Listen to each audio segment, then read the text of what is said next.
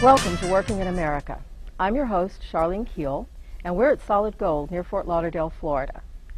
Our guest is Jeff Levy, and he oversees operations in all adult nightclubs in 3 states. And if you're looking to buy an adult nightclub, Jeff is the go-to guy. Welcome, Jeff, and thanks for speaking with us today. How did you get started in the adult nightclub industry? I think about 1989, I actually went into an adult entertainment strip club and met an entertainer, and we started to date, and it was a wonderful relationship. Well, that was my next question. Have you ever been in love with a stripper? Oh, yes. Actually, that's how I got into the I dated an entertainer, and we ended up living together for 7 years. So she was a wonderful woman, and we did a lot of wonderful things together. And all the stereotypes that people had of what they call strippers, which is a negative connotation, and we changed that word to really entertainer or exotic dancer. I found that she was an intelligent, attractive, vivacious woman who we had a wonderful time and a wonderful relationship with. And isn't there a song, something about falling in love with a stripper? Have you ever heard that song? Yeah, I'm in love with a stripper. Don't make me sing, cause that's gonna get ugly. Is that your story? You were in love with a stripper? How did that end? That song? How did it end up? I don't know. Probably not good. It never does. And I'm not going to ask you about how your relationship ended up. I really think that relationships with entertainers or relationships just in general are very difficult. So whether it's an entertainer or just any relationship is difficult. Good answer. That's good. You were the first executive director of the Association of Club Executives, and that oversees 4,000 nightclubs in the U.S. What is ACE and what is its mission? Well, the mission of ACE is to really combat all the negative challenges that are brought onto the industry by society. So anything of a negative challenge, whether it comes from government, the religious right, society, whoever it may be, we have organized ourselves as a force, as an association, to take on those negative challenges and to stand up for our rights.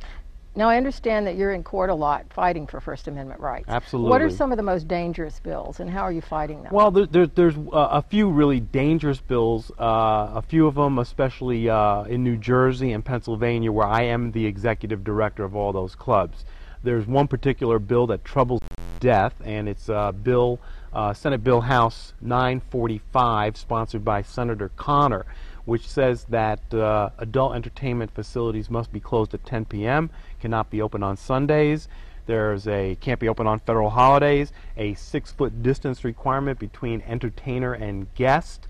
What about serving alcohol in the clubs? Is that allowed?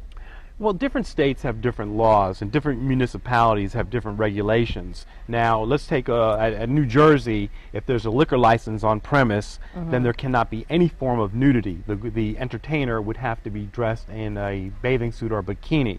If there is no liquor on premise, then there can be full nudity.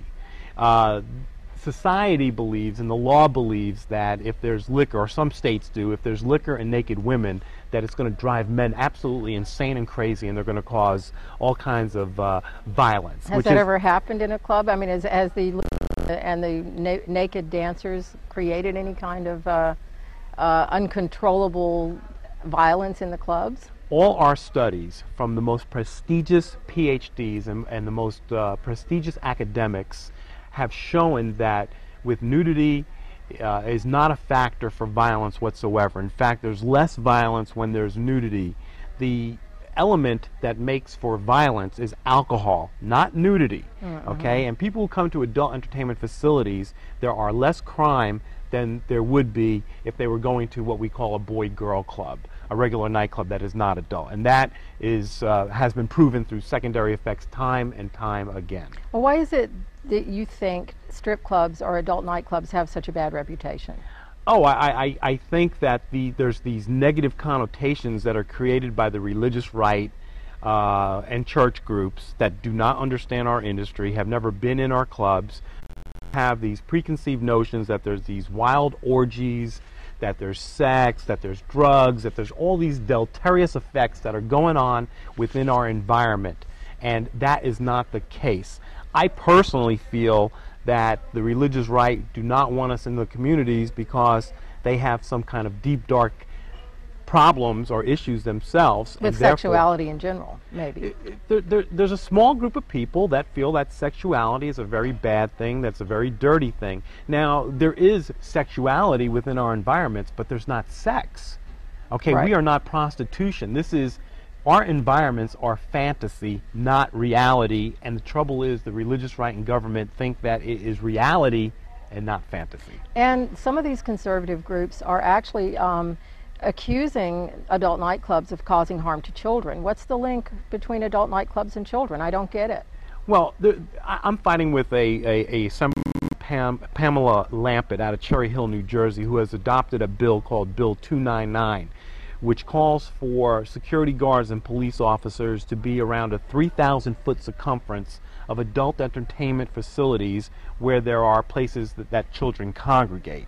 Now, her bill is to protect children from people who are going to and from adult entertainment facilities. But are the patrons of adult nightclubs going there to look for kids? Of course not. I mean, Adults, we're adult nightclub, adults going to see other adults. There is not one documented case of a child ever being harmed by somebody going to and from an adult entertainment facility. And I said to Assemblywoman Lampett, I said, now would you like me to roll in my hand cart of the 8,000 cases that are documented of the clergy, of teachers, of Cub Scout leaders, of daycare centers, of trusted family members who have raped and assaulted children? I said, we do not. And there's not one single documented case of that. She could not produce one single documented case. If you could change anything in the strip club industry, what would it be? It would be that I'd want to send a positive message of the positive things that we do, about the powerful things that we have changed people's lives for the better, that we've made homeless women be able to buy homes, to buy cars, to put themselves through college, to make their lives better. And we've done this time and time again. And I think if people knew how much we cared about the entertainer and what we have done for them in a positive aspect, I have a program called Operation Education that educates entertainers to get their GEDs. So that's the message that I would say, that there's a lot of positive things, and you're looking at the negative things. Please look at the positive aspects of what we're doing. In addition to giving women an opportunity to work, you're also a great supporter of women's rights. I understand you also have tried to make sure that the dancers are covered with health insurance, and that's an ongoing thing. Well, I've tried as the first executive director of the Association of Club Executive to do as many positive things for the entertainer, because it is the entertainer that we all make a living from.